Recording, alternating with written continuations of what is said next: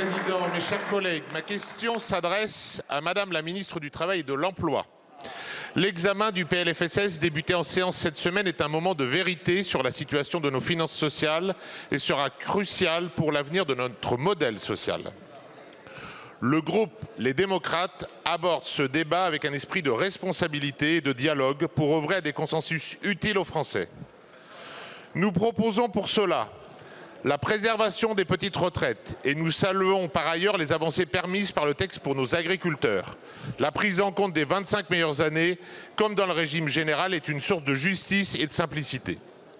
L'alignement des règles pour le public et le privé sur les jours de carence, avec l'instauration d'un jour de carence incompressible.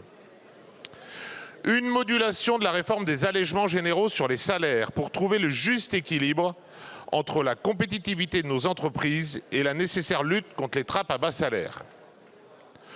Au-delà de cet effort de redressement budgétaire, nous devons aussi continuer d'œuvrer pour lutter contre le chômage.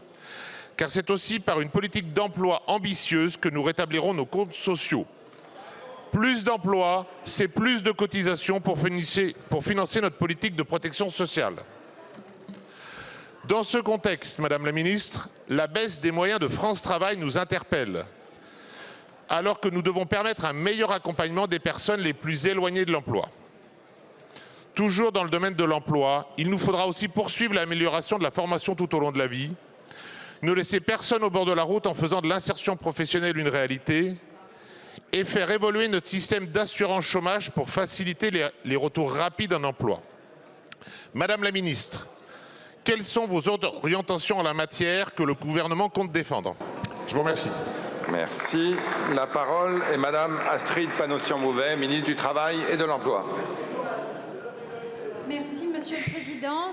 Monsieur le député Turquois, d'abord je veux remercier l'esprit de responsabilité, l'esprit constructif avec lequel vous et votre groupe participez au débat sur le PLFSS depuis qu'ils ont commencé hier à l'Assemblée nationale. Merci.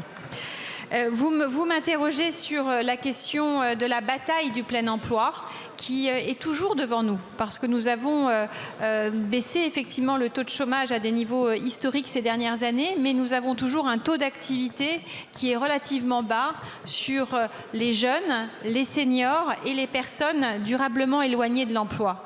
Les jeunes, il y a la révolution culturelle de l'apprentissage sur lequel nous devons poursuivre.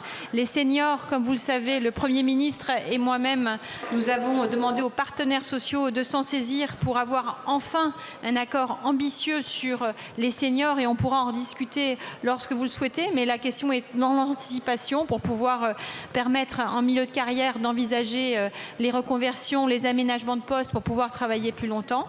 Et les personnes durablement éloignées de l'emploi, ce sont notamment les expérimentations des bénéficiaires du RSA, 49 expérimentations aujourd'hui dans 49 départements qui va être déployée à partir du 1er janvier.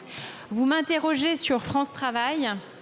France Travail a fait un énorme travail de transformation avec trois axes principaux. Un meilleur accompagnement aujourd'hui des demandeurs d'emploi, en particulier des BRSA, et puis un rapprochement du monde de l'entreprise avec le lancement de la marque France Pro, France Travail Pro, pour notamment accélérer l'accompagnement, les immersions courtes, d'autres méthodes de recrutement. Le budget France Travail. Nous avons maintenu la subvention de France Travail conformément à nos engagements vis-à-vis de l'UNEDIC de 1,35 milliard. Et en ce qui concerne les effectifs, ils baisseront de 1% après une augmentation de 10% ces dernières années. Merci, donc nous serons au rendez-vous. Merci. Monsieur Turquois, vous avez 4 secondes. Il va falloir faire vite. Pour les personnes durablement éloignées de l'emploi, il faut de l'accompagnement humain, donc il faut préserver les moyens. Merci. Merci.